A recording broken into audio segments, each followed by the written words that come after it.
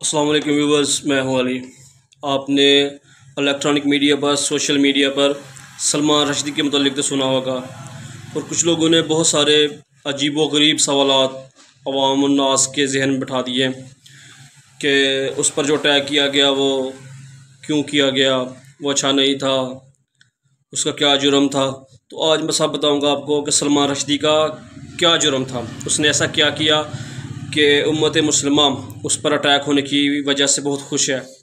ये सब मैं बताने वाला हूँ आज आपको, तो आप जुड़े रहे मेरे साथ। सबसे पहले बताता हूँ कि सलमान रश्दी ने 1980 में एक नावल लिखा जिसका नाम उसने रखा था द सतानिक वर्सेस, यानी कि शैतानी आयात। व्यूवर्स, सलमान रश्दी का सबसे बड़ा जुर्म ये था कि उसने एक नावल लिखा जिसका नाम उसने रखा था सतानिक वर्सेस, यानी कि शैतानी आयात। ठीक है, ये उसका सबसे बड़ा जुर्म था। उसने इस नावल में उसने ऐसे दीन इस्लाम पर इल्ज़ाम लगाए जो कि मैं आपको बताऊं तो आप मुझे ही कत्ल कर दें।